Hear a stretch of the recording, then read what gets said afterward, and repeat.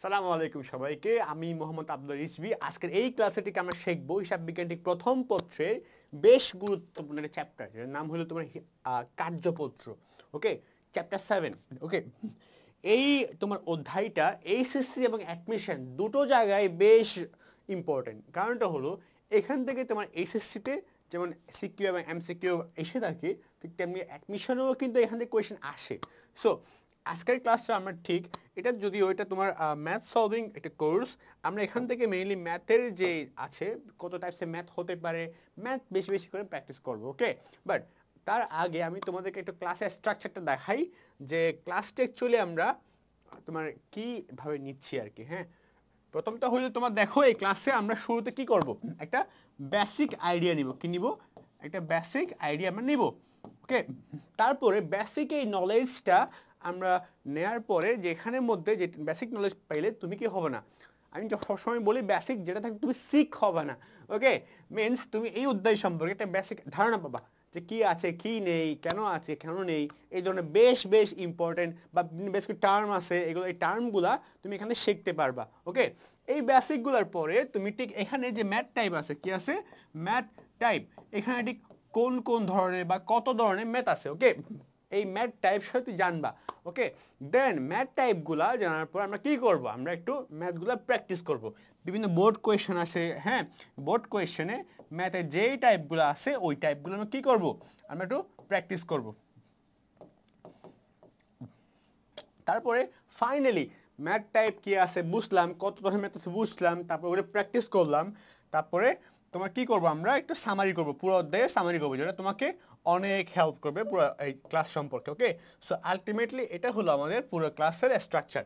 So let's back to the topic. প্রথমত দেখো আমরা কি নিয়ে শিখতে আসছি, আমরা আসছি তোমার কার্যপত্র নিয়ে। ওকে, কি নিয়ে? কার্যপত্র। এখন অনেকের কোয়েশ্চেন, তোমরা অনেকে এসেছো 9-10-এ কি ছিলা, বিজ্ঞানের শিক্ষার্থী ছিলা, ছাত্রী ছিলা, দেন তোমরা কি করলা, ইন্টারমিডিয়েট এসে বিজনেস স্টাডিজ নিয়ে পড়াশোনা করছো, বা এমন অনেকেই আছো তোমরা 9-10-এ ছিলা বাট কার্যপত্র কি তুমি জানো না। ওকে, যেহেতু এটা নতুন নতুন সব কিছু শুরু হয় এবং এটা ফার্স্ট পেপার, সো তোমরা সবাই যে যে ব্যাকগ্রাউন্ড থেকে আসো বা থাকো না কেন, এই ক্লাসটা সবার জন্য ইকুয়ালি হবে। ওকে, তো আমরা শুরু করি যে কার্যপত্রটা কি। প্রথমে অনেক কনফিউজ থাকে, ভাই এটা আবার কি, হ্যাঁ এটা মানে কেমনে করে, বেশ কনফিউশন। বা অনেকে বলে ভাই এটা তো অনেক অনেক ঘর আছে, ঘরগুলো কেমনে করে। হ্যাঁ, ওকে, সো আমি যদি তোমাকে বলি অ্যাকাউন্টিংয়ে কি আছে, একটা সবচেয়ে ইম্পর্টেন্ট যে বিষয়টা হলো আর্থিক অবস্থার বিবরণী। ওকে, এই আর্থিক অবস্থার বিবরণী তৈরি করার সময় বেশ কিছু ইম্পর্টেন্ট ইনফরমেশন লাগে।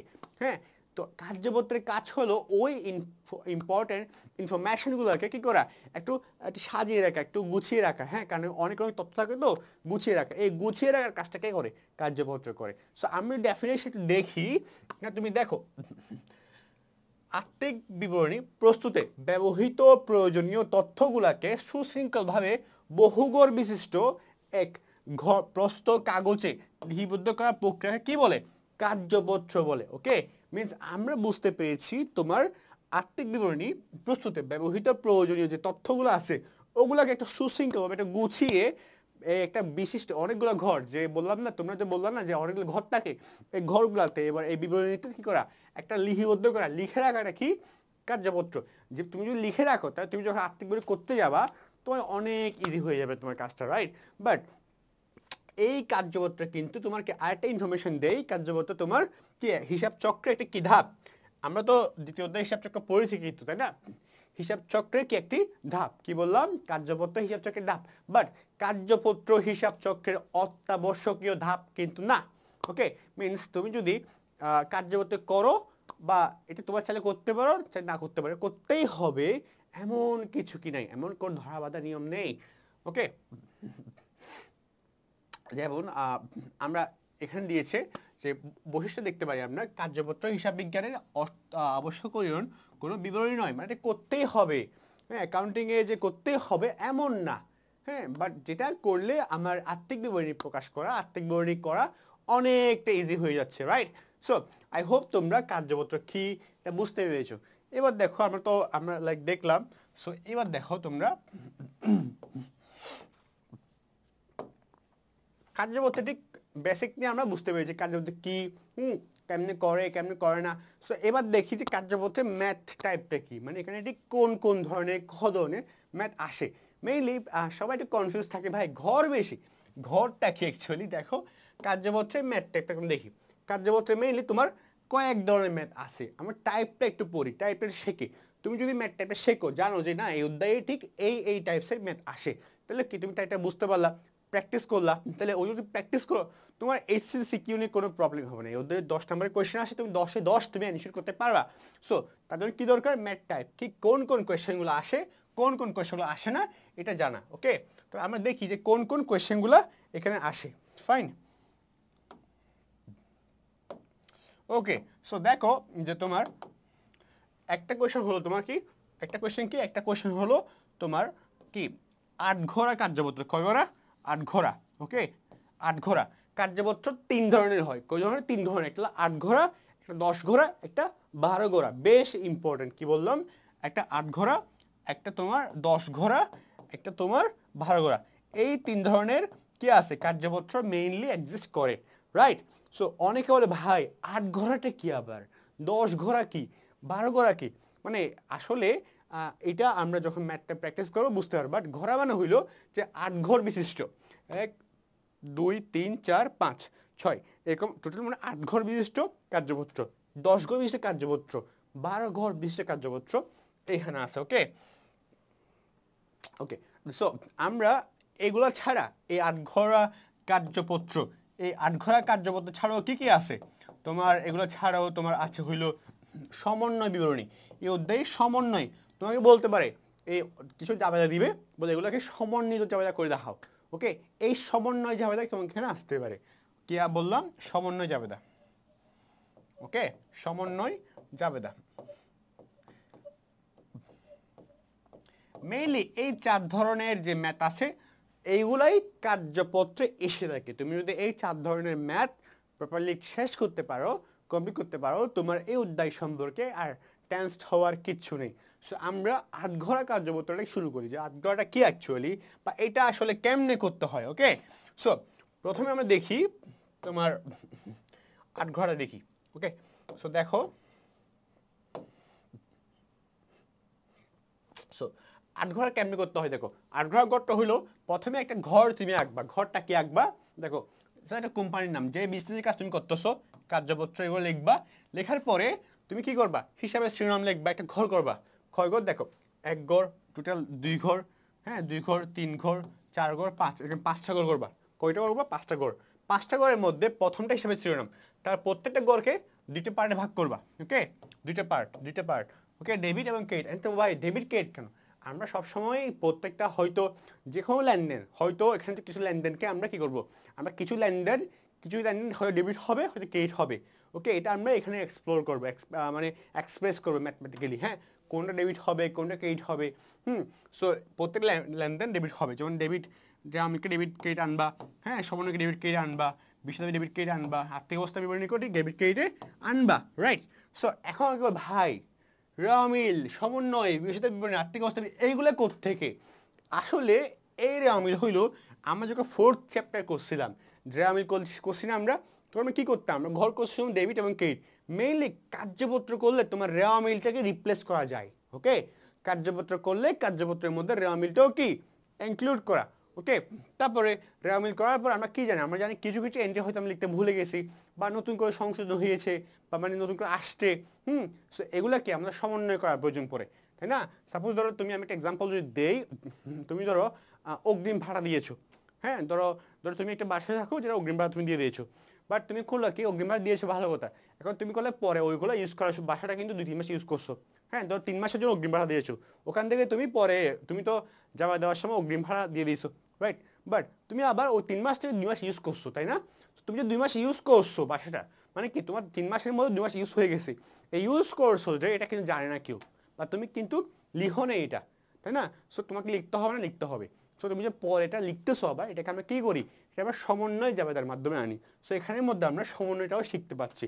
বা বেশ কিছু এন্ট্রি তোমার শুধুমাত্র বিশদ বিবরণীতে আসে, এবং ক্রয় ক্রয় কখনোই আর্থিক অবস্থা বিবরণীতে আসে না, তাই না? ক্রয় তোমরা রেওয়ামিল লিখবা, রেওয়ামিলের পর কোথায় আসবে, বিশদ বিবরণীতে আসবে, আর্থিক অবস্থা আসবে, আসবে না। কোনগুলো আর্থিক অবস্থা বিবরণীতে আসবে, যেগুলো বকেয়া আয়, বকেয়া কি হবে বকেয়া আয়, বকেয়া, তারপর অগ্রিম আয়, এইসব বিষয়পাতি আসবে। সো বেশ কিছু বিষয়পাতি আর্থিক অবস্থা বিবরণীতে আসে, বেশ কিছু বিষয় বিবরণীতে আসে।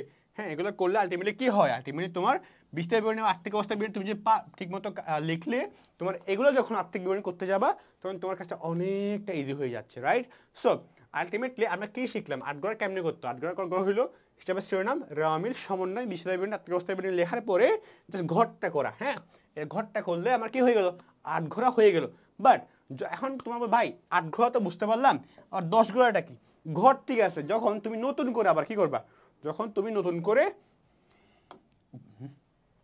কি করছো, তোমরা তো 8 ঘরের মধ্যে কি পেয়েছো, এটা পেয়েছো, এটাও পেয়েছো, এটাও পেয়েছো, এটাও পেয়েছো, এটা পেয়েছো। হ্যাঁ, যখন তুমি নতুন করে সমন্বিত রেওয়ামিল নামে কোন একটা ঘর বৃদ্ধি করছো, সমন্বিত রেওয়ামিল আনতেছো ডেবিট ক্রেডিট করে, তখন এটা কি হয়ে গেল, তখন এটা তোমার কি হয়ে গেল, এটা তোমার তখন 10 ঘোড়া হয়ে গেল। কয় ঘোড়া, তখন তোমার এটা 10 ঘোড়া রেওয়ামিল হয়ে গেল, রাইট? এই যে নতুন করে একটা তোমার কি আনা, নতুন করে একটা তোমার এন্ট্রি আনার ফলে তোমার যে একটু ঘরটা বৃদ্ধি হয়ে গেল, ডেবিট ক্রেডিটের পার্টটা, এটাকে আমরা কি বলতেছি, এখন এটা বলছি আমরা 10 ঘোড়া কার্যপত্র, রাইট? আবার ঠিক তেমনিভাবে যখন আমরা কি করি, আমরা যখন আমরা তোমার নতুন করে আমরা কি পাইলাম 10 ঘোড়ার মধ্যে, এটা পাইলাম, এটাও পাইলাম, এটাও পাইলাম, সমন্বিত রেওয়ামিল পাইলাম, হ্যাঁ আমরা সবই পাইলাম এখান থেকে। বাট যখন তুমি 10 ঘোড়ার সাথে আবার নতুন করে সংরক্ষিত আয় বিবরণী নামে একটা ঘর নতুন করে ইনক্লুড করতেছো, তখন এটাকে আমরা কি বলি, তখন আমরা কি বলে রাখি, এটাকে বলি আমরা 12 ঘোড়া। কয় ঘোড়া, 12 ঘোড়া কার্যপত্র। সো মেইনলি আশা করি তোমরা বুঝতে পারছো, এই যে ঘরটা যদি তুমি করো ঠিক মতো, সো এটাকে কি বলে, 12 ঘোড়া কার্যপত্র বলে। সো তুমি এইভাবেই 8 ঘোড়া, 10 ঘোড়া, 12 ঘোড়া কার্যপত্র কেমনে করতে হয় ঘরটা, ওটা তুমি বুঝতে পেরেছো। ওকে, তুমি অনেকে তাও অনেক কনফিউশন থাকবে, আর যখন ম্যাথ করতে যাবো তখন ইজি হয়ে যাবে। এরপর কি আছে, সমন্বিত রেওয়ামিল, সমন্বিত সমন্বয় জাবেদা। ওকে, সো আমরা এটাও বুঝতে পারবো। সো আমরা মোটামুটি বুঝতে পেরেছি ম্যাথ টাইপ কী কী হতে পারে, কেমনে ওই ম্যাথগুলো করতে হয়, রাইট? আমরা এই যে ম্যাথটা দেখলাম, আমরা এগুলো কিছু ম্যাথ প্র্যাকটিস করি, তাইলে আমাদের জন্য অনেক ইজি হয়ে যাবে। ওকে, সো আমরা দেখি কয়েকটা ম্যাথ আমরা প্র্যাকটিস করে দেখি। ওকে, সো তার আগে তোমাদের কিছু বিষয় বলে রাখি ম্যাথটা প্র্যাকটিস করার আগে। তোমার মূলধন জাতীয়, অনেকে আসলে এই যে মূলধন জাতীয় এবং মুনাফা জাতীয় এগুলোর মধ্যে বেশ কনফিউশনের মধ্যে তোমরা পড়ো। তো কথা হলো ভাই, মূলধন জাতীয় লেনদেন মানে কি, বা মুনাফা জাতীয় লেনদেন মানে কি? দেখো, সবসময় বুঝবা যে মুনাফা জাতীয় মানে কি। মুনাফা জাতীয় লেনদেন হয় দুই রকম, একটা হয় কি মুনাফা জাতীয় আয়, মুনাফা জাতীয় ব্যয়। কি হয়, মুনাফা জাতীয় রকম হয়, দুই রকম হয়। একটা কি হয়, একটা হলো মুনাফা জাতীয় আয়, আর একটা হলো তোমার মুনাফা জাতীয় ব্যয়। কি ব্যয়। আর ঠিক তেমনি মূলধনের ক্ষেত্রেও মূলধন জাতীয় কি হয়, আয় হয়, আর মূলধন জাতীয় কি হয়, ব্যয় হয়। কি হয়, ব্যয় হয়। সো মেইনলি আমরা তোমার কি পেয়েছি, আমরা তোমার মূলধন জাতীয় লেনদেন বলতে আয় হয়, মূলধন জাতীয় আয় হয়, আর মূলধন জাতীয় ব্যয় হয়। ঠিক তেমনি মুনাফা জাতীয় কি হয়, আয় হয়, আর মুনাফা জাতীয় তোমার ব্যয় হয়। সো এই কথা হলো ভাই, মুনাফা জাতীয় আয়টা কি, মুনাফা জাতীয় ব্যয়টা কি, এগুলো বুঝলেই তুমি মুনাফা বা রাজস্ব লেনদেনটা বুঝতে পারছো। হ্যাঁ, অর্থাৎ যে আয়টা বা যেই ব্যয়টা তোমার 1 বছরের মধ্যে কি হচ্ছে, মানে যেটা 1 বছর নিঃশেষ হয়ে যাবে, ওটা আমার মুনাফা জাতীয় আয় 1 বছরের মধ্যে। ওকে, যেমন ধরো বেতন, তুমি যে তোমার স্টাফদেরকে বা তোমার কোম্পানি যারা স্টাফ আছেন ওনাদেরকে তুমি কি করো, প্রতিটা মাসে মাসে ওদেরকে দাও, তুমি স্যালারি দাও, বেতন দিচ্ছ। মানে কি, উনি 1 মাস স্যালারি বেতন দিয়েছো, উনি 1 মাসের কাজ করেছে, তাই না? বা 1 মাস কাজ করেছে, তার বিনিময়ে তুমি ওনাকে 1 মাসের বেতন দিয়েছো, এভাবে প্রতিটা বছর 1 বছর দিয়ে যাও, রাইট? এটা কিন্তু 1 মাস লাস্টিং করতেছে, রাইট? বাট এমন তো না যে তুমি উনি 30 দিন কাজ করার ফলে তুমি ওনাকে পুরো একটা 12 মাসের টাকা দিচ্ছ, তা কিন্তু না। 30 দিনের টাকা দিচ্ছ, 30 দিনের। ওকে, সো এটা কিন্তু 1 মাস পরে শেষ। ওকে, সো এটা হলো কি মাসিক ভিত্তিতে। সো এটা যেটা 1 বছরের মধ্যে শেষ হয়ে যাচ্ছে, এটা কিন্তু 1 মাসে শেষ হয়ে যাচ্ছে, তাই না? বাট আয় ব্যয়ের তারিখ সেম।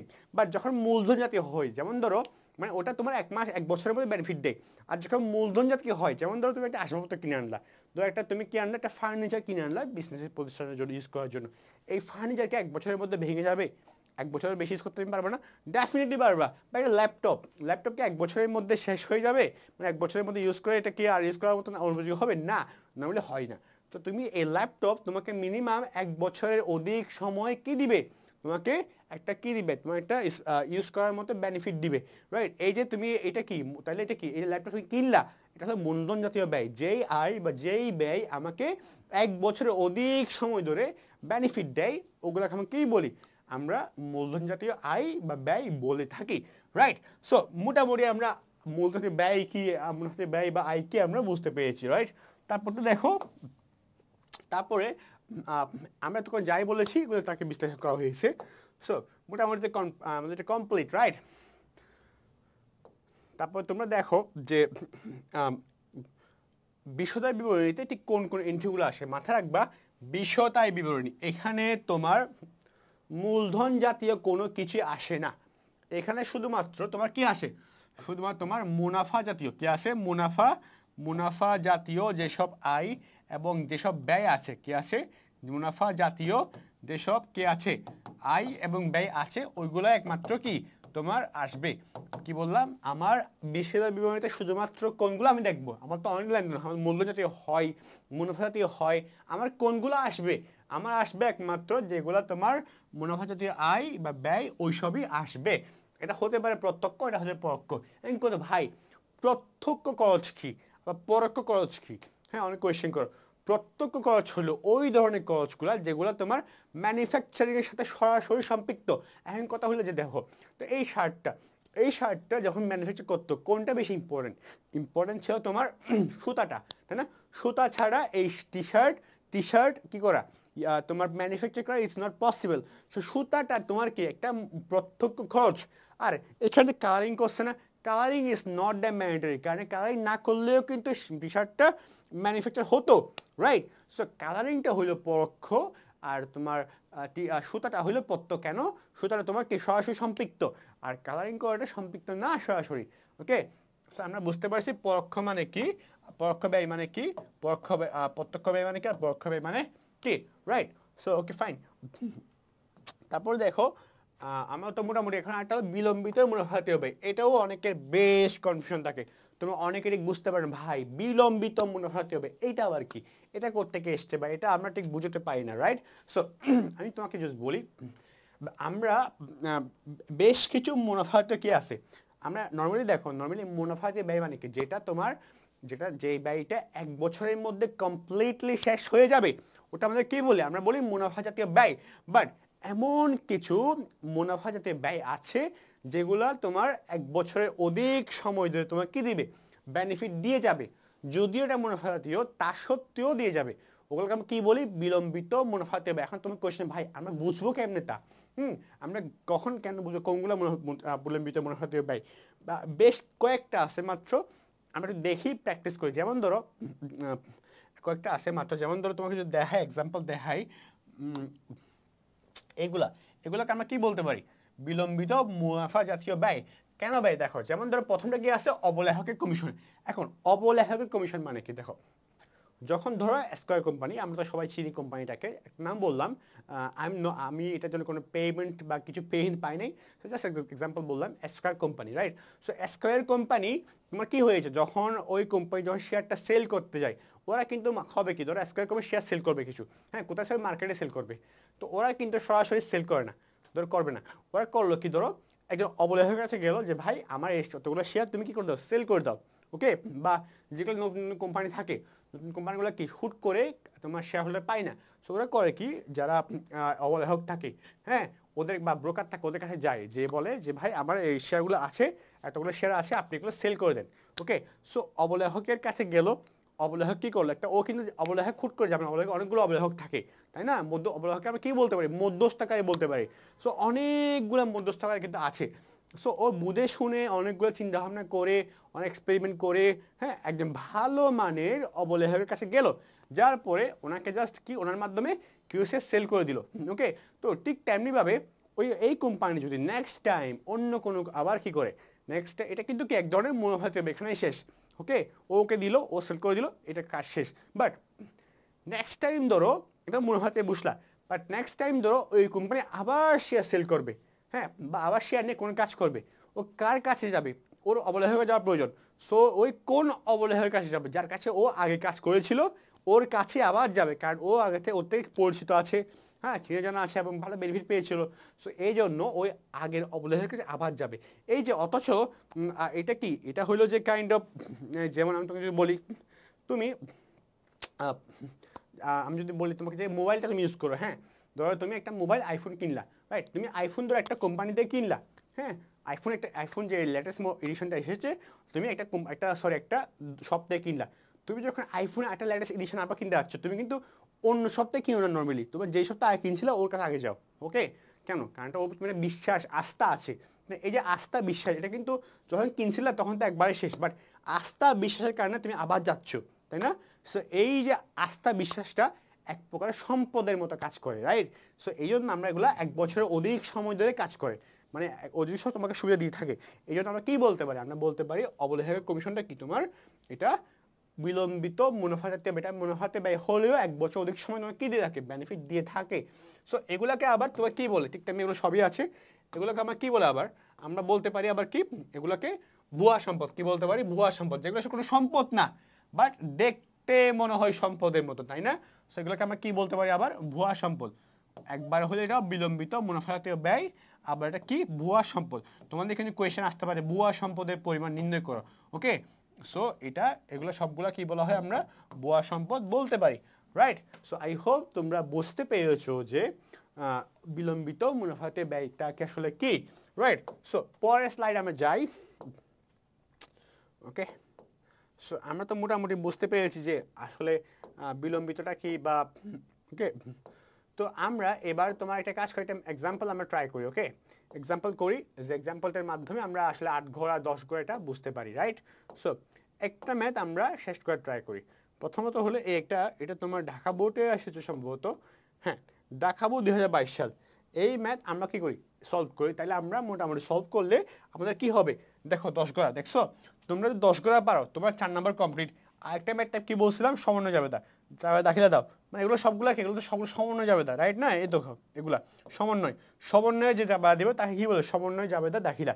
সো আমরা একটা টাইপ কিরা বলছি, আসছে না? সো মোটামুটি এগুলো তুমি পারলে টাইপগুলো শেষ করলে তোমার এই অধ্যায়ের ম্যাথ নিয়ে কোনো প্রবলেম নাই। সো আমরা দেখাবো 2022টা শেষ করি, রাইট? সো 22-এর বি থেকে শুরু করি। আমরা বি না, আমরা প্রথমে সিটা করি, 10 ঘোড়া কার্যপত্রটা করি, রাইট? সো 10 ঘোড়া কার্যপত্র করলে কী করতে হবে তোমার? প্রথমত তোমার যে ওইখানে তোমার কি আছে, এখানে তোমার যে ঘরটা আছে তুমি এটা করো। কি কার নাম? মিস্টার রংধনু ট্রেডার্স কার্যপত্র, তারিখ লিখবা, তারিখটা লেখো। মানে প্রথমে হলো বিজনেসের নেম, প্রথমে কি লিখবা? প্রথমে লিখবা তুমি, দেখো তোমার এটা আমি লিখে দিই কী কী লিখবা। প্রথমে তুমি কি লিখবা? প্রথমে লিখবা বিজনেস নেম, মানে বিজনেসটার কি নেমটা লিখবা, তারপর লিখবা কার্যপত্র, তারপর লিখবা টাইম। ওকে, এগুলো 3টা লিখলে তোমার কি হয়ে যাচ্ছে? তোমার এই পার্টটা শেষ। ওকে, তারপর তুমি 10 ঘরটা করো। হিসাবের নাম, রেওয়ামিল, সমন্বয়, সমন্ত রেওয়ামিল, বিষয়দাবী বিবরণী, আর্থিক অবস্থা বিবরণী করে প্রত্যেকটা ডেবিট ক্রেডিটে ভাগ করো। ওকে, তাহলে কি তোমার 10 ঘোড়া কি হয়ে গেল? হয়ে গেল কমপ্লিট, রাইট? তারপর 10 ঘোড়া হওয়ার পরে তোমার এইবার তুমি দেখো যে ফাইন, এবার আমরা আমাদের প্রশ্নে যাই। ঘরটা তুমি করলা, আশা করি তোমরা ঘরটা করলা, রাইট? তারপর আমরা তোমার কি যাই? আমরা তোমার প্রশ্নে যাই। দেখো আমার প্রথমে কি আছে? প্রথমে আছে হলো আসবাবপত্র, রাইট? আসবাবপত্রটা কি? আমার সম্পদ না? হ্যাঁ, আচ্ছা আমি একটা কথা বলি তোমাদেরকে, তোমরা এখানে যেটা আসবাবপত্র, সেবায়, বেতন, সাপ্লাইজ, অগ্রিম বীমা, অনুপার্জিত আয়, মূলধন, এগুলো সবগুলো তোমরা কি করো? তোমরা নিচে লিখে ফেলো। কোথায় লিখবে? এখানে তোমরা লেখো। ওকে, তোমরা এখানে সবই লেখো। আসবাবপত্রের সেবায়, বেতন করো, সাপ্লাই, সবগুলো তোমরা কি করো? তোমরা সবই লেখো। লেখার পরে ওকে, কয়টা আছে এখানের মধ্যে তোমার? দেখো এখানে তোমার যেটা আছে মূলধন, তোমার মূলধন, ভূমি দালান, এতটুকু পর্যন্ত সবই লেখো। ওকে, হ্যাঁ এতটুকু সব লেখো। লেখার পরে আমরা এবার নতুন কিছু দেখি। ওকে ফাইন, এটা দেখার পরে এবার তুমি দেখো যে দেখো আসবাবপত্র, আসবাবপত্র কত রাখা? 33,000 টাকা। এবার দেখো আসবাবপত্রটা তোমার কি? তোমার একটা সম্পদ, রাইট? তোমার কি এটা সম্পদ? সো আসবাবপত্র যেটা তোমার সম্পদ, সো এটা তোমার কি? এটা প্রথমে কাজ কি? আমার প্রথম পার্টটার নাম কি? রেওয়ামিল। সো আসবাবপত্র রেওয়ামিলে কোন দিকে আসে? ডেবিট দিকে, ক্রেডিট দিকে আসে? ডেবিট দিকে আসে। কেন? আসবাবপত্র সম্পদ, আর ডেবিট দিকে কোন দিকে আসে? সম্পদ ব্যয়। এগুলো ডেবিট, আর আয় দায় মালিকানা হতে গেলে তোমার ক্রেডিট পাশে আসে। তো আশাগত সম্পদ রামিনে ডেবিট দিকে আসছে, রাইট? ফাইন। তারপর আমরা দেখবো আচ্ছা এইটা আমরা জাস্ট দেখছি, right? Okay fine. So I hope এইভাবেই তুমি কি করো, এইভাবে তুমি এখানের মধ্যে যেগুলো আছে যে সেবাই তোমার কি ক্রেডিট, তুমি রামিনে ক্রেডিট পাশে লেখো প্রথমত, বেতন খরচ ডেবিট কারণ তোমার ব্যয়, রাইট? তারপর সাপ্লাইস, হ্যাঁ, অগ্রিম বিমা তোমার কি বিমা তোমার খরচ, অগ্রিম বিমা তোমার কি তোমার খরচ, অগ্রিম কি হয় আমার সম্পদ, চলতি সম্পদ। সো অগ্রিম বিমা তোমার সম্পদ, তুমি আমাদের ডেবিট পাশে লেখো।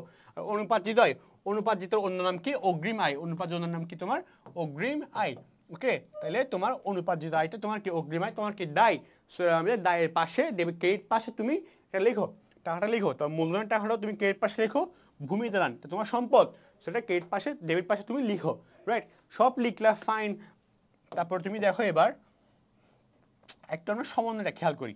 ওকে, সব লেখা তো, এবার আমরা সমন্বয়টা একটু দেখার ট্রাই করি, রাইট? তো দেখো সমন্বয় কি বলে, বেতন বকেয়া, তুমি সবসময় যখন ম্যাথটা করবা, এই কার্যপত্র করবা, সমন্বয়গুলোকে দেখবা। হ্যাঁ, এটা দেখার পর সমন্বয় দেখবা, কি দেখবা, বেতন বকেয়া রয়েছে 10,000 টাকা, রাইট? মানে কি বেতনের সাথে কি আছে, বেতনের সাথে কাজ আছে। ওকে, বেতনের সাথে কে আছে, কাজ আছে, রাইট? দেখো এবার আমরা দেখি বেতন বকেয়া রয়েছে 10,000 টাকা, এটা সমন্বিত যাবে কি, মানে তোমার বেতন অলরেডি কয় টাকা যা আছে, ঠিক আছে, বাট নতুন করে আরও কিছু বেতন আছে যেগুলা তোমার পরিশোধ করা হয় নাই। কি বললাম, আরও কিছু তোমার কি আছে। আমরা একটু বি নাম্বারটাও দেখি, সমন্বিত যাবে দেখি। ওকে, এখানে দেখো, ওকে ফাইন, দেখো বেতন কি বলছে, বেতন বকেয়া 10,000 টাকা। তো বেতন যদি তোমার বকেয়া হয় তাহলে কি হয়, বেতনটা কি আছে, বকেয়া আছে। প্রথমত বেতনটা আমার কি খরচ, তাই না? তাহলে বেতন হিসাব ডেবিট, কেন এটা আমার খরচ। আবার বেতনটা যে বকেয়া আছে এটাকে পে করতে হবে না, অবশ্যই এটা আমাকে পে করতে হবে। আর যেটা আমি এখানে পে করি না এবার পে করতে হবে, এটা আমার কি দায়, রাইট? আর দায় কি হয়, ক্রেডিট হয়। সো বেতন হিসাব ডেবিট, বকেয়া বেতন তোমার কি, বকেয়া বেতন তোমার ক্রেডিট, রাইট? তাহলে কত টাকা, 10,000 টাকা, ফাইন। তো আমরা যখন এটা কি এগুলো সমন্বয় যাবে না, ওকে ফাইন। সো তারপরটা দেখো, তাহলে এটা কি কার সাথে কাজ আছে, বেতনের সাথে কাজ আছে, রাইট? তারপর আচ্ছা আমরা তোমাদের একটা ইজি করে দেই, আমরা একটু বি নাম্বারটা ট্রাই করি, একটু দেখি, তাহলে একটা ইজি হয়ে যাবে। কারণটা হলো সমন্বয় জাবেদাগুলো বেশ ইম্পর্টেন্ট, ওটা করলে না কার্যত করাটা ইজি হয়ে যায়। সো আমরা একটু বি নাম্বারটা ট্রাই করি। দেখো বেতন হিসাব ডেবিট লিখলাম, বকেয়া বেতন ক্রেডিট লিখলাম, রাইট? এটা হলো সমন্বয় জাবেদা। মানে সমন্বয় জাবেদা মানে কি, সমন্বয় জাবেদা মানে হলো তোমার যেই কাজগুলো জাবেদাগুলো তুমি অ্যাড করতে ভুলে গেছো, যেগুলো তুমি করতে ভুলে গেছো ওগুলো এবার তুমি করবা।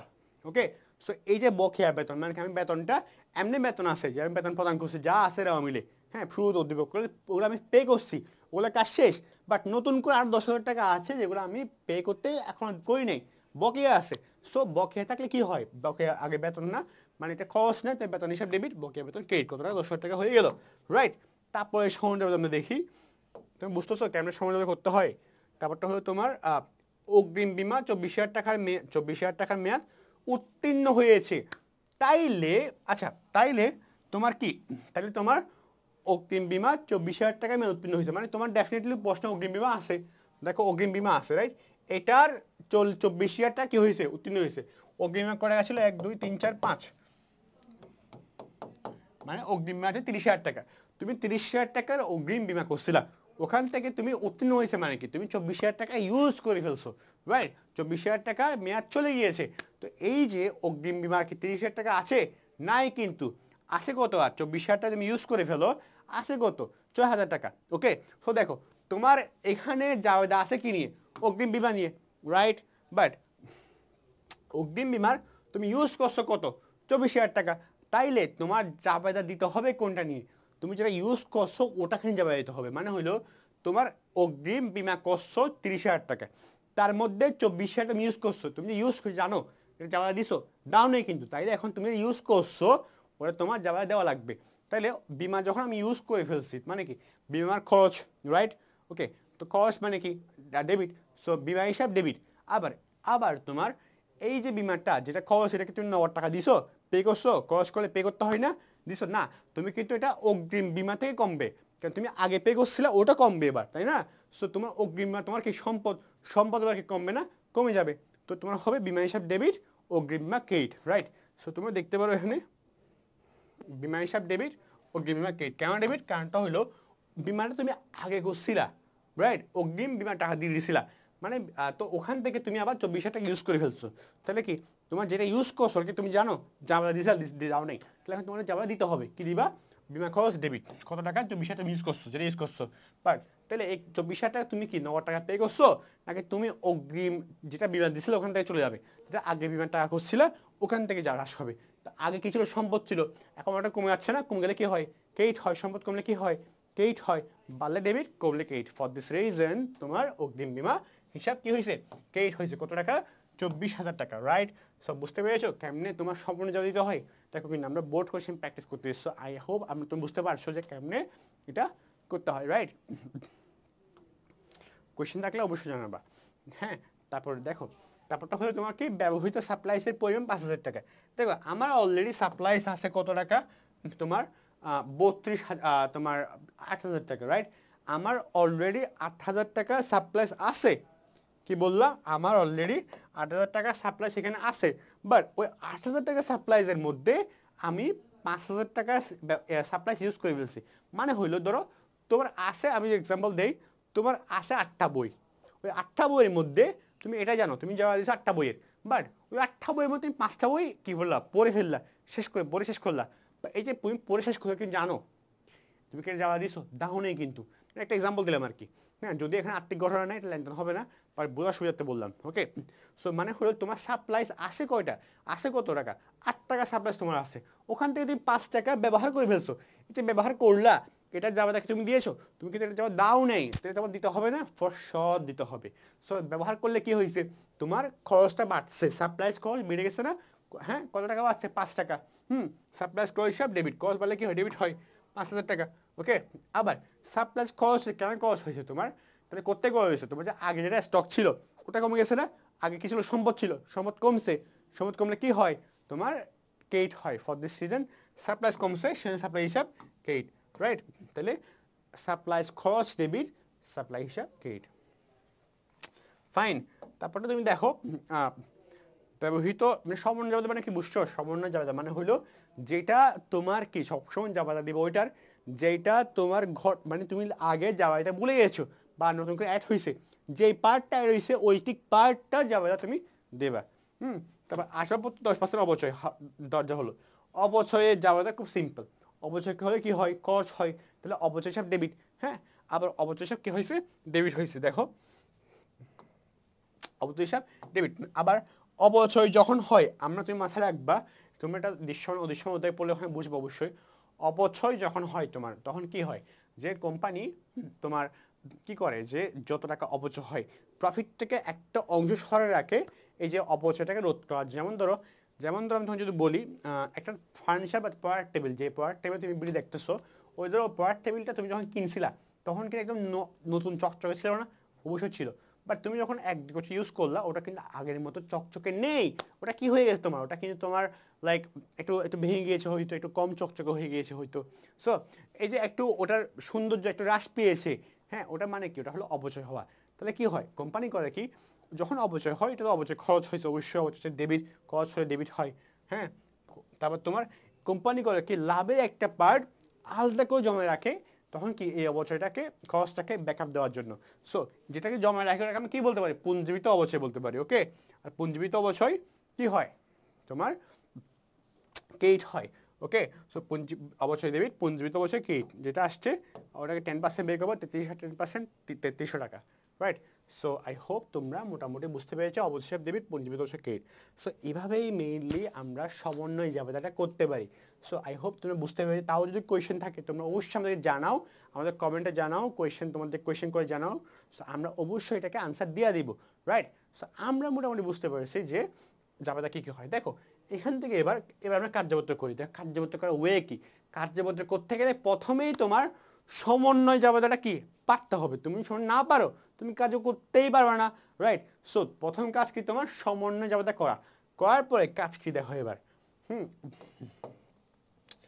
এখানে প্রত্যেকটা পার্টে আমি কি পেলাম, আমরা কিন্তু প্রত্যেকটা পার্টে নতুন নতুন কিছু এন্ট্রি আমরা পেলাম। যেমন দেখো বেতন, বকেয়া বেতন পাইলাম না? সো আমাদের কি আগে যে ম্যাথটা ছিল, যেমন ধরো আমাদের কি ছিল আগে, এখানে কোথাও কি আছে, এখানে বেতন আছে রাইট, বকেয়া বেতন নামে কিছু আছে, কিছু কিন্তু নাই। সো আমরা করবো কি, বকেয়া বেতন নামে একটা এন্ট্রি কেন হবে। দেখো আমরা যখন করতে গেছিলাম তাই না, এখানে আমাদের কি ছিল, একদম সব ছিল, বাট এখানে বেতন ছিল। আমাদের জার্নাল যখন করতে গেছি বেতনের সাথে আরেকটি নাম ছিল, কি ছিল, বকেয়া বেতন। ওটা কেন কোথাও পেয়েছি, এখানে আমি পাই নাই। সো মানে কোয়েশ্চেন দেয় নাই, তাহলে তোমার বকেয়া বেতন একটা ঘর তোমার করতে হবে রাইট, বুঝতে পারছো, এটা নতুন পাইছি আমরা। ওকে, অন্য কালার ইউজ করি। তারপর তুমি দেখো, তারপর তুমি একটু খেয়াল করো যে এখানে কি ছিল, এখানে তোমার বিমা খরচ ছিল, অগ্রিম বিমা ছিল, কিছু বিমা খরচ আর অগ্রিম বিমা ছিল। আমরা তো অগ্রিম বিমা পেয়েছিলাম, আমাদের কি পেয়েছিলাম আমরা, তোমার অগ্রিম বিমা পেয়েছিলাম। দেখো এখানে আমরা কি পেয়েছি, অগ্রিম বিমা তোমার এখানে পেয়েছি রাইট, অগ্রিম বিমা। বাট বিমা খরচ কোথাও কি আছে, নাই। তাহলে আমরা নতুন একটা ঘর পাইলাম, কি পাইলাম, বিমা খরচ রাইট, এটা আমরা পেলাম।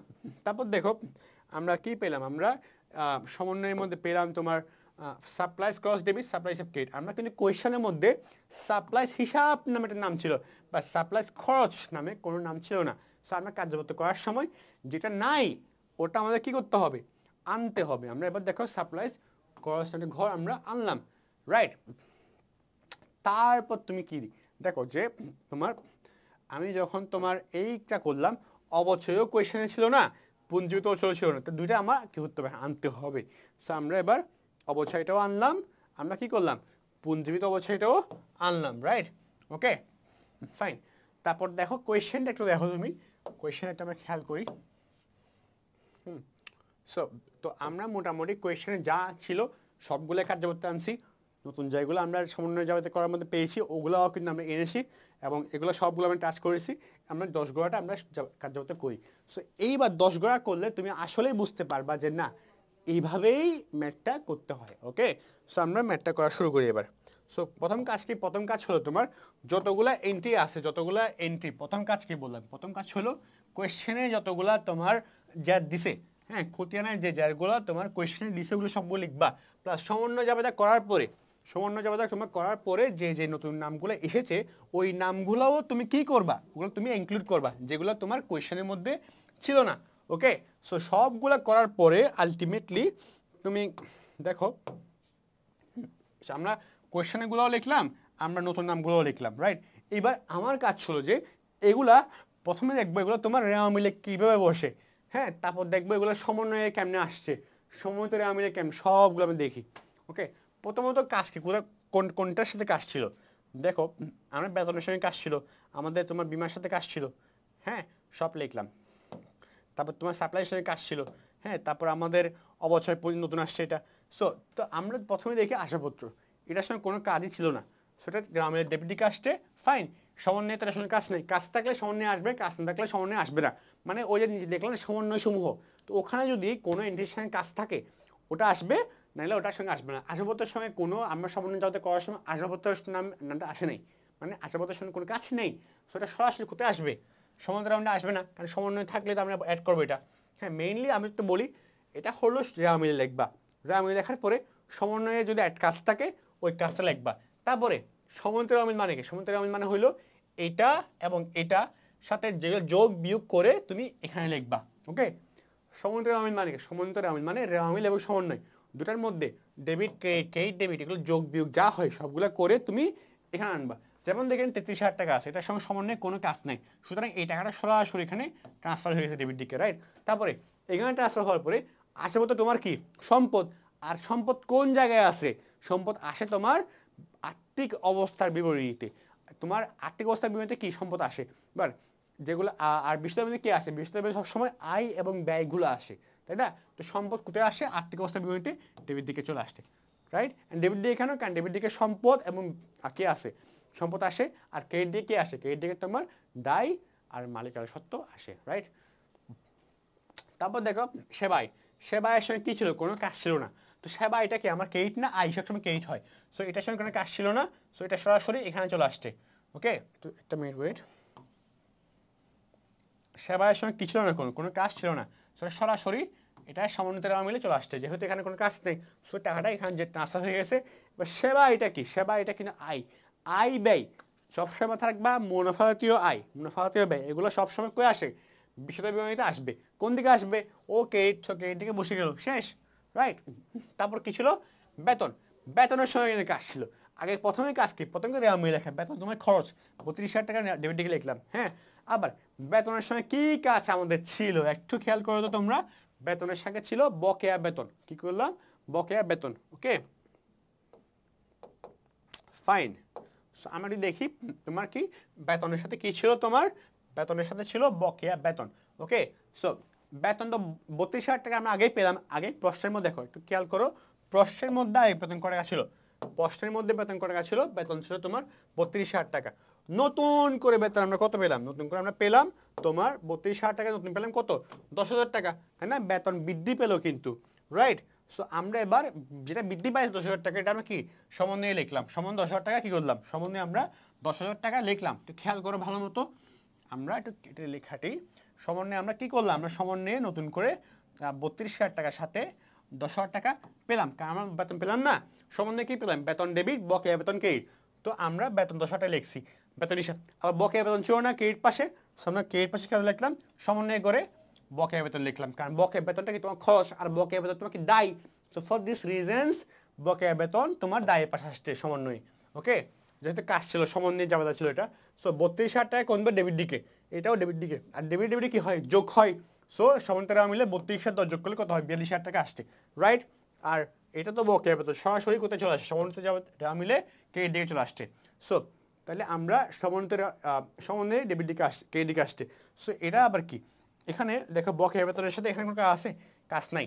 সো যেহেতু একবারে আসছে, সো 10,000 টাকা আবার কি হবে, এখানে ট্রান্সফার হয়ে যাবে, সমন্বিত আমিলের এই ঘরে ট্রান্সফার হয়ে গেছে, রাইট। এটাই জেড। আবার 42, এবার দেখো 32,000 টাকা 10,000 টাকা কত হয়, 42,000 টাকা আসছে, তাই না।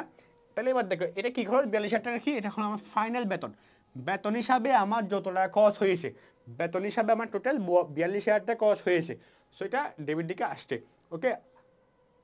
আর বকেয়া বেতনটা আমার ক্রেডিট দিকে আসছে, ওকে। সো একটা মিনিট, জাস্ট আ মিনিট।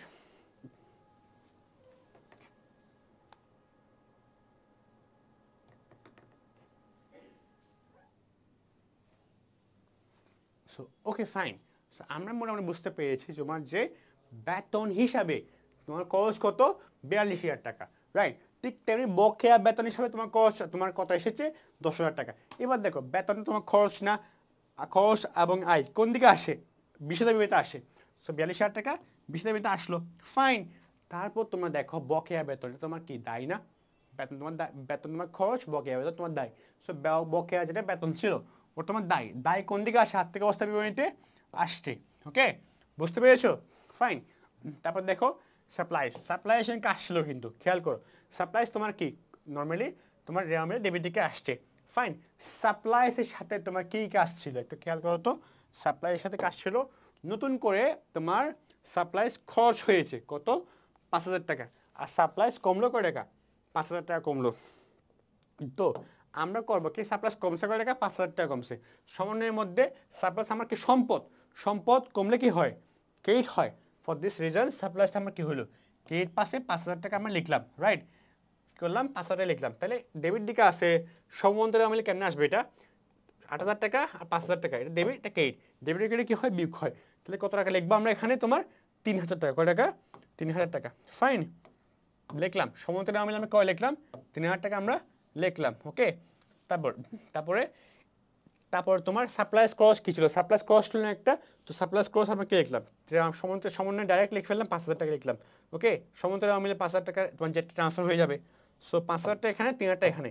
তাহলে সাপ্লাইজ তোমার সম্পদ, সম্পদ সাপ্লাইজ নামে তোমার টোটাল সম্পদ আছে কত, 3,000 টাকা। সম্পদ তোমার কি হয়, আর্থিক অবস্থা বিবরণী, 3,000 টাকা চলে আসলো ডেবিট দিকে, কারণ সম্পদ ডেবিট হয়।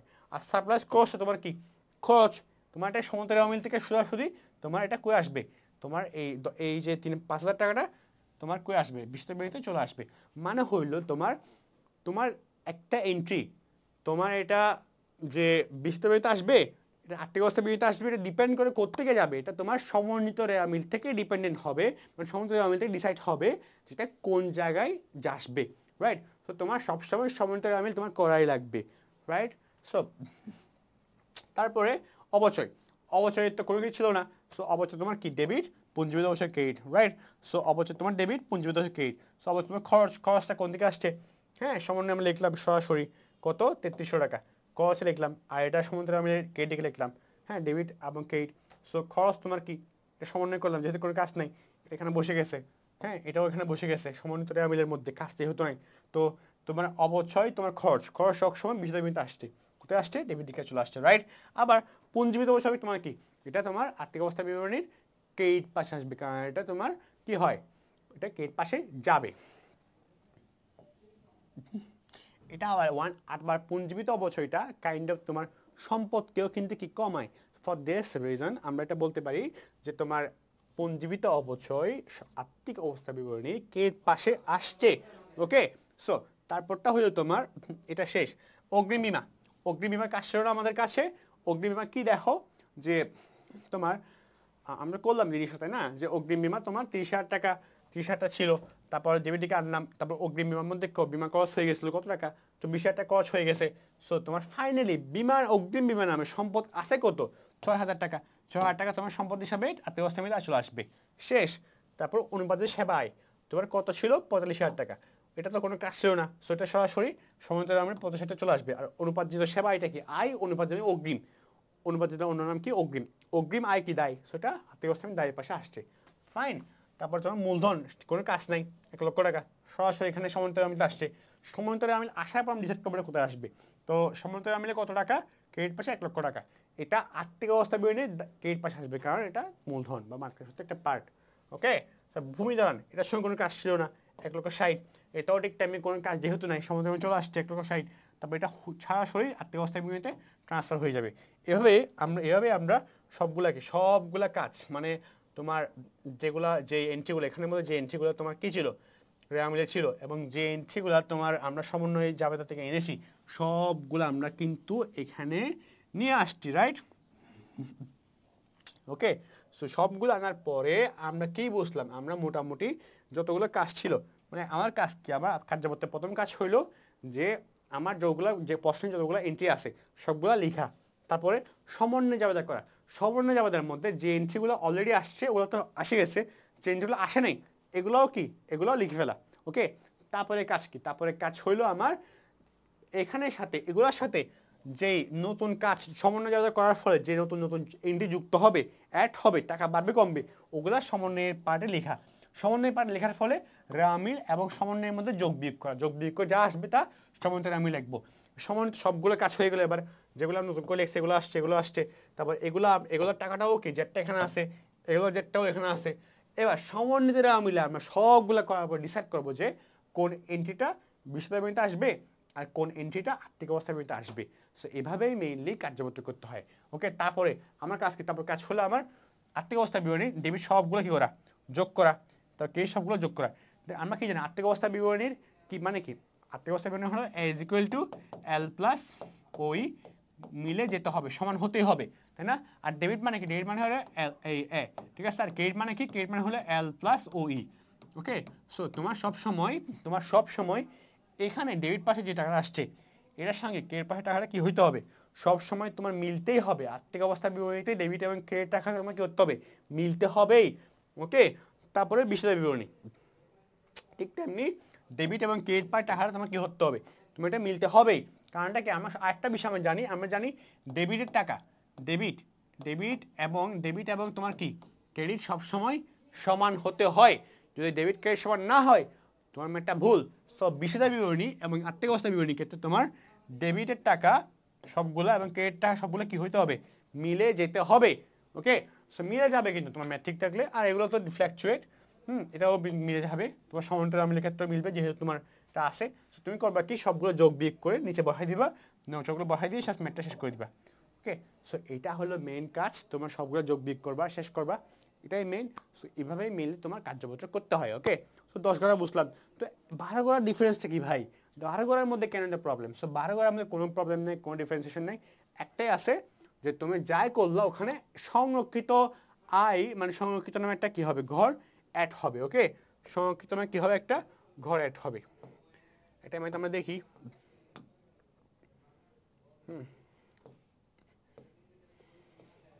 একটা ম্যাথ আমরা দেখার চেষ্টা করি যেখানের মধ্যে আমার সংরক্ষিত কি আছে ওটাকে আমাদের অ্যাড করছে রাইট 12 গড়া কিন্তু খুব কম আসে ওকে 12 গড়া অনেক কম আসে সো আচ্ছা যে ম্যাথটা আমরা করছিলাম দেখো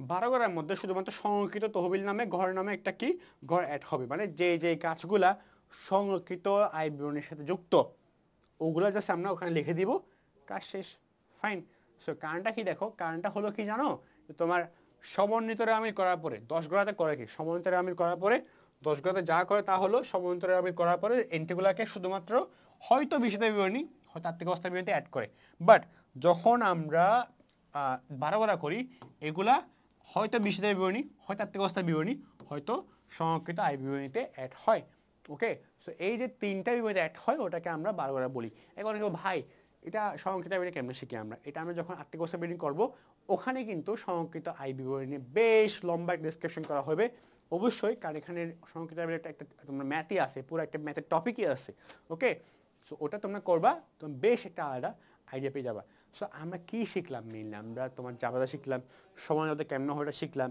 হ্যাঁ ম্যাথ টাইপ দেখলাম কাজ যদি প্র্যাকটিস করলাম মেনে 10 গড়া সবচেয়ে বেশি থাকে তোমাদের তুমি শিওর থাকো তোমার কোয়েশ্চেনে বোর্ড কোয়েশ্চেনে তোমার 10 গড়া ম্যাথই সবচেয়ে বেশি দিবে তোমরা 10 গড়াটা ভালো মতো প্র্যাকটিস করো 10 গড়াই দে 12 গড়া বেস্ট টাইম কনজিউমিং বা 12 গড়া খুব কমই দেয় রাইট সো চেষ্টা করো 10 গড়াটা ভালো মতো প্র্যাকটিস করা 10 গড়া করার জন্য আর 10 গড়া পারলে 8 গড়া কিছুই না কারণটা হলো কি 8 গড়ার মধ্যে এই পার্টটা করতে হয় না আর 10 গড়ার মধ্যে এই পার্টটা করতে হয় সো এই 8 গড়া করলে কি হবে তুমি এটা ছাড়া এগুলো সব করে দিবা শেষ ওকে সো এটা হলো টপিক সো এবার আমরা আরেকটা ম্যাথ প্র্যাকটিস করি ওকে আমরা যেহেতু আমরা কি শিখলাম এই ম্যাথের মধ্যে আমরা তোমার একটা বিষয় আমি সামারি করি আমরা কি শিখলাম আমরা তোমার সমন্বয় জাবেদাগুলো শিখলাম আমরা 10 গড়া শিখলাম মানে আমরা কাজ জাবেদার 3 টাইপ আছে টাইপটা আমি বুঝতে পারছি আমরা সমন্বয়টাও শিখতে পারছি এগুলো শিখতে এই ম্যাথটা ভালো মতো বুঝতে পারলে তোমার এই অধ্যায় মোটামুটি বেসিক্যালি 80 to 90% কমপ্লিট ওকে একটা ম্যাথ আমরা দেখি ওকে তোমাদের যদি কোনো কোয়েশ্চেন থাকে তোমরা অবশ্যই জানাবা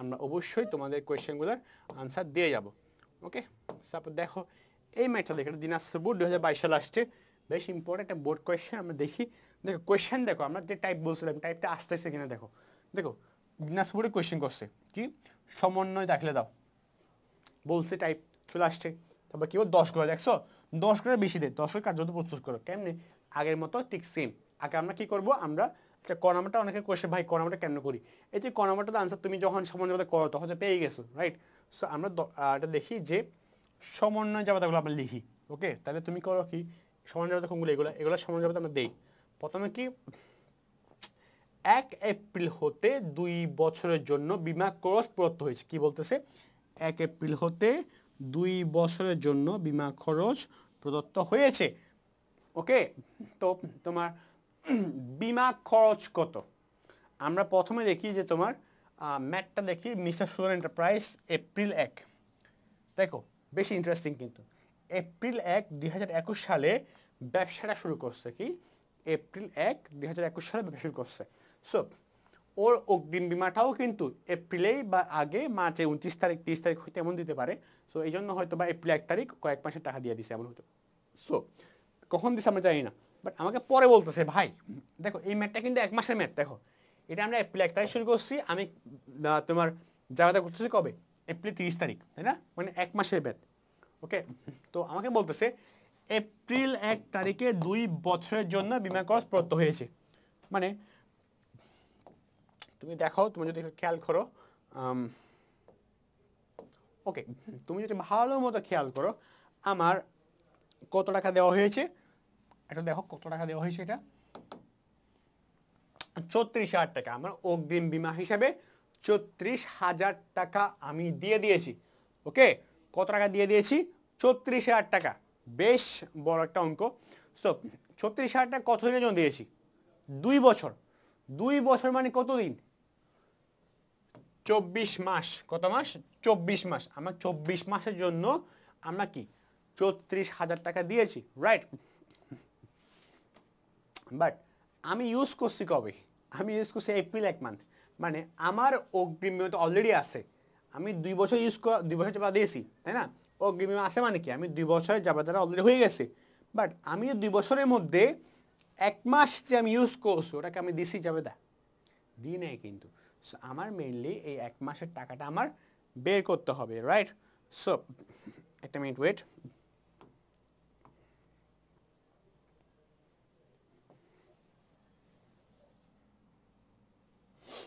ওকে, ফাইন। সো আমরা মেইনলি এই অগ্রিম বিমা থেকে কি করব? হ্যাঁ, বেশ কিছুক্ষণ ক্লাস নিচ্ছিলাম তো হয়তো একটু ফাইন। সো তোমার অগ্রিম বিমা আমরা 34,000 টাকা পেয়েছি, দিয়েছে। ওখান থেকে আমরা এপ্রিল 1 তারিখে 2 বছর জন্য বিমা খরচটা আমরা কী করছি? প্রদত্ত হয়েছে, মানে 2 বছরের জন্য আমরা বিমা খরচটা বিমাটা ইউজ করছি, রাইট? সো যেখান থেকে আমরা মেইনলি এপ্রিল মান্থটা এটা আমরা কী করছি ভাই? ইউজ করছি। আমি এটা 2 বছর দেই, 3 বছর দেই, 4 বছর, ডাজেন্ট ম্যাটার। আমি ইউজ করছি কতই? 1 মাস। সো আমি কি 1 মাসের টাকা মানে জার্নাল দিছি, আমি যে 1 মাস ইউজ করছি, এই যে 30 তারিখে এসে করতেছি কাজ, মানে কি আমি 1 থেকেও 30 তারিখ এটা ইউজ করছি বিমাটা। যে 1 থেকে 30 তারিখ মানে 1 মাস আমি যে ইউজ করছি ওটা কি জার্নাল আমি দিয়েছি? দিনে। সো আমার জার্নালটা দিতে হবে, ওকে? সো তাহলে কি আমি যদি ইউজ করছি জার্নাল কি বিমা খরচটা হয়েছে, ইউজ করছি মানে খরচ হয়েছে, বিমা খরচ ডেবিট, খরচটা হয়েছে করতে, তাহলে এটা ক্রেডিট কোনটা? তাহলে আমার অগ্রিম বিমা কমে গেল, কারণ অগ্রিম বিমা যা ছিল 34,000 টাকা কমলো না, কারণ আমি খরচ করছি, আমি তো আগের মতো পাবো না, তাই না? 34,000 টাকা ছিল আগে, তার মধ্যে আমি 1 মাসের টাকা ইউজ করে ফেলছি, তাহলে কি আমি কি আর 34,000 টাকা আসে অগ্রিম বিমা নাই? তাহলে অগ্রিম বিমা কি সম্পদ কমলো, সম্পদ কমলে কি হয়? ক্রেডিট হয়, অগ্রিম বিমা ক্রেডিট। আর কি বাড়লো? খরচ হিসাবে বিমা খরচ বাড়লো, বিমা খরচ ডেবিট, অগ্রিম বিমা ক্রেডিট। দেখো তোমরা 1 মাসের টাকা কত টাকা? 1500 টাকা, ফাইন। ওকে, তারপরটা হলো তোমার,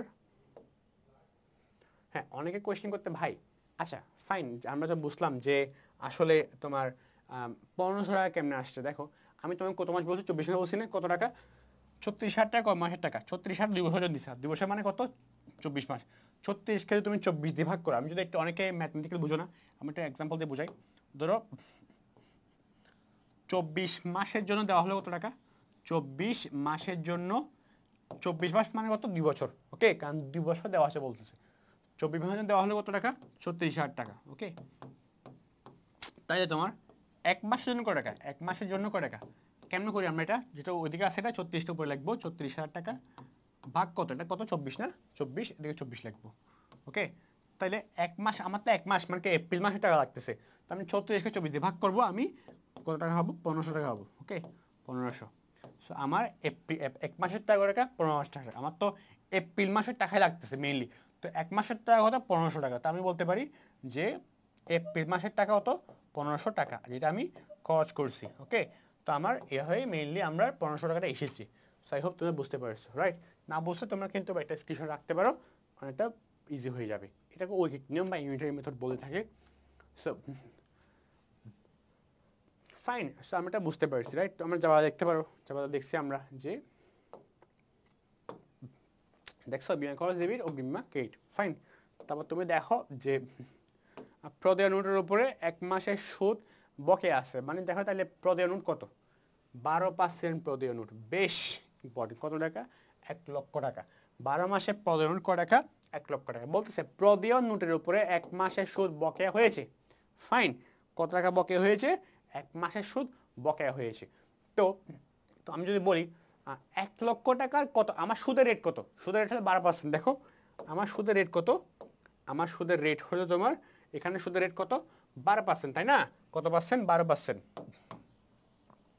দেখো তোমরা সুদের রেট কত? 12%, ওকে? তাহলে এই যে তোমার আমার পরিমাণ হলো 1 লক্ষ টাকা, যেটার 12% তোমার কি? তোমার সুদের রেট, মানে কি? আচ্ছা, তো কত টাকা? 1 লক্ষ টাকা 12% কত টাকা হয়? 12,000 টাকা, রাইট? এই 12,000 টাকা কত দিনের টাকা? মাথায় রাখবা 1 লক্ষ টাকার উপর সরাসরি সুদ কাউন্ট করলে, যে সবসময় নট অনলি প্রদেয় নোট, যে কোনো ক্ষেত্রে টাকার উপর সরাসরি কাউন্ট করলে যেই টাকাটা, যে অ্যামাউন্টটা পাওয়া যায় সেটা হয় 12 মাসের টাকা। সেটা কত মাসের হয়? 12 মাসের টাকা। বাট আমার লাগবে কয় মাস? 1 মাস। কারণটা কি আমার 1 মাসের কি আছে টাকা বা সুদ বকেয়া আছে, তো আমার ওই যেটা বকেয়া আছে ওটা আমার জমা দেওয়া লাগবে। তো 1 মাসে করে 12 মাসে যদি 12,000 টাকা হয়, 1 মাসে 1,000 টাকা, রাইট? সো আমরা কি বলতে পারি, যেটা সুদ বকেয়া আছে আমরা বলতে পারি যে বকেয়া থাকা আর একটা সুদ তো খরচ, তাই না?